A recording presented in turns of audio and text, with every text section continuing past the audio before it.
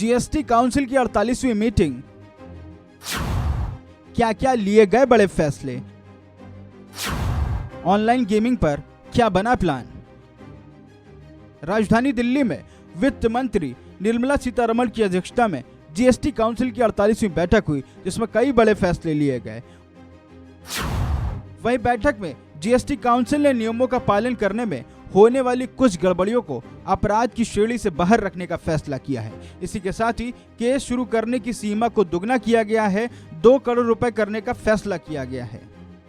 राजस्व सचिव संजय मल्होत्रा ने जानकारी देते हुए बताया कि इस बैठक में ऑनलाइन गेमिंग और कैसीनो पर जीएसटी लगाने पर कोई चर्चा नहीं हुई, क्योंकि मेघालय के मुख्यमंत्री की अध्यक्षता वाली मंत्री समूह ने इस मुद्दे पर कुछ दिन पहले अपनी रिपोर्ट सौंपी थी। साथ ही उन्होंने कहा कि समय इतना कम था कि जीओएम की रिपोर्ट जीएसटी काउंसिल के सदस्यों को नहीं दी जा सकी।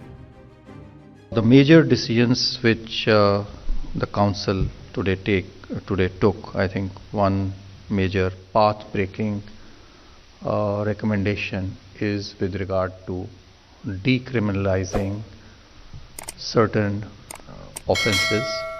3 kinds of offences have been recommended to be decriminalized.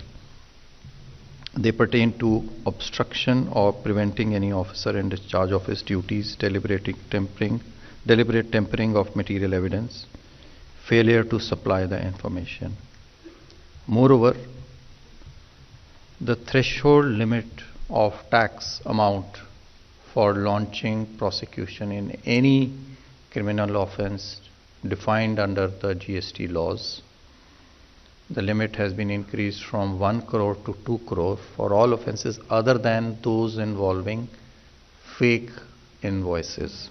GST council की बैठक के बाद वित्त मंत्री निर्मला सीतारमण ने जानकारी देते हुए बताया कि समय की कमी के चलते जीएसटी काउंसिल की बैठक के एजेंडे में शामिल 15 में से सिर्फ 8 मुद्दों पर ही फैसला हो सका है।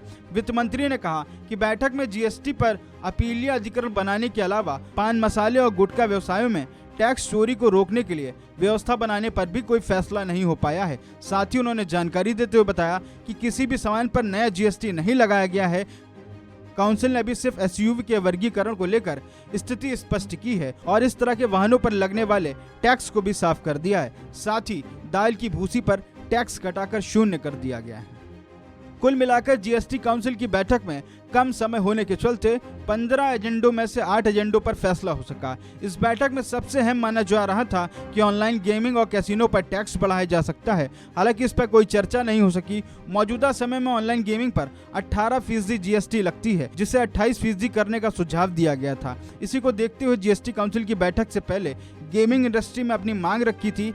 गेमिंग इंडस्ट्री के मुताबिक उसे जीएसटी की दर 18% से बढ़ाकर 28% रखने पर कोई आपत्ति नहीं है, लेकिन ये टैक्स एंट्री फीस की जगह क्रॉस गेमिंग रेवेन्यू पर लगाया जाना चाहिए। इस खबर में फिलहाल इतना ही। बाकी खबरों के लिए आप बने रहिए वन इंडिया हिंदी के साथ।